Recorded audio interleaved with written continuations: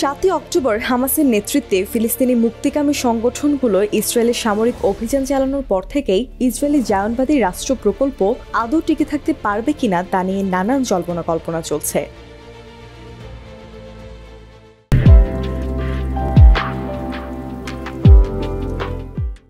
সম্প্রতি ব্রিটিশ গবেষণা ভিত্তিক সংবাদ সংস্থা দ্য কনভারসেশন গত মঙ্গলবার একটি নিবন্ধ প্রকাশ করে। সেই প্রতিবেদনের শুরুতেই উল্লেখ করা হয়, ফিলিস্তিনি সশস্ত্র প্রতিরোধী সামরিক অভিযান আল আকসা ফ্লাড যেদিন পরিচালনা করা হয় সেদিনই ইসরায়েলের জাতীয় নিরাপত্তা কৌশল ভেঙে পড়েছে। 7 অক্টোবর ইসরায়েলের জাতীয় নিরাপত্তা কৌশলের 3টি গুরুত্বপূর্ণ উপাদান প্রতিরোধ, আগাম সতর্কতা ও প্রতিরক্ষা সম্পূর্ণরূপে ব্যর্থ প্রমাণিত হয়েছে, এমন ব্যাখ্যাও প্রদান করা হয় নিবন্ধটিতে।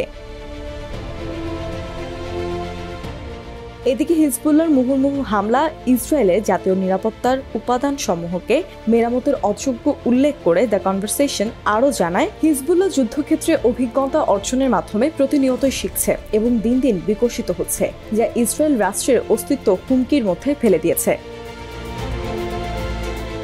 দ্য কনভারসেশন প্রতিবেদনের তথ্য অনুযায়ী হিজবুল্লাহর চলমান যুদ্ধে তাদের সামরিক বাহিনী, গোয়েন্দা এবং মিডিয়া সেল পরিচালনায় বিভিন্ন ক্ষেত্রে উল্লেখযোগ্য উন্নতি সাধন করেছে, যা দৃশ্যমান। প্রতিবেদনটিতে আরও জানানো হয়, ইসরায়েলি আকাশ প্রতিরক্ষা ব্যবস্থার শক্তি ও দুর্বলতার যথাযথ অধ্যয়ন ও মূল্যায়ন করার পর হিজবুল্লাহ নতুন প্রযুক্তির ড্রোন ও ক্ষেপণাস্ত্রের মতো নতুন অস্ত্র প্রবর্তনের মাধ্যমে ইসরায়েলি দখলদারিত্বের বিরুদ্ধে জটিল আক্রমণে উল্লেখযোগ্য সফলতা লাভ করেছে।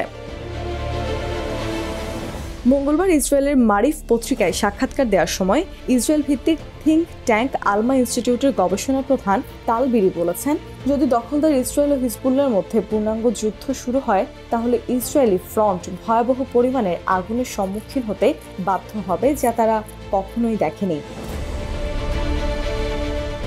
আলমা গবেষণা ইনস্টিটিউটের গবেষণা ভিত্তিক ফলাফল অনুযায়ী হিজবুল্লাহর অস্ত্র ভাণ্ডারে যথেষ্ট পরিমাণে বিভিন্ন অস্ত্রের মজুদ আছে।